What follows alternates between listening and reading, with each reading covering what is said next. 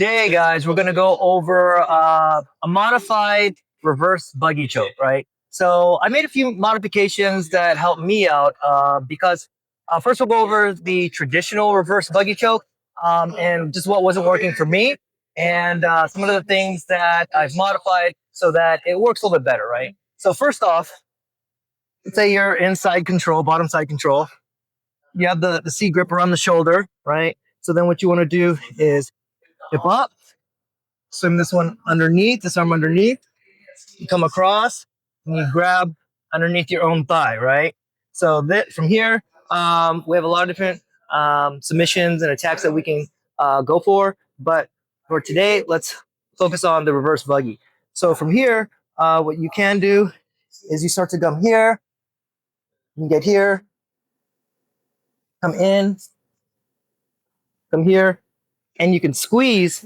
But what wasn't working for me was I felt a lot of this pressure, which should be like a triangle, was actually going into his lat, his upper shoulder, and his upper neck, right? Whereas if this is to truly mimic a triangle choke, I want more of the pressure here and more along the middle or upper part of his neck towards his carotid, right? So these are the modifications that I've made.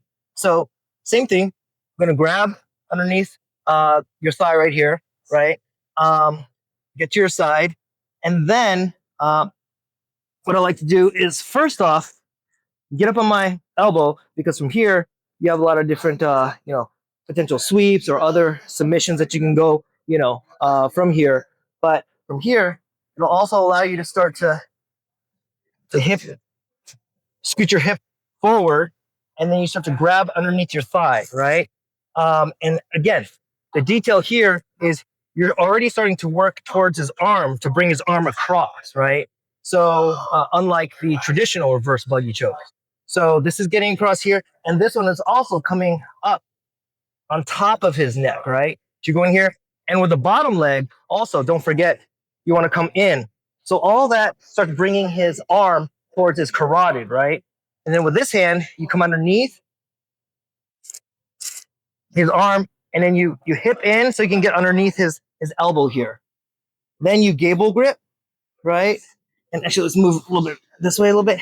Yeah, so that you gable grip. So you have support underneath his arm, as well as this thigh is coming behind his tricep, and this is reinforcing it all, right? And then what you want to do is make sure you're on your side.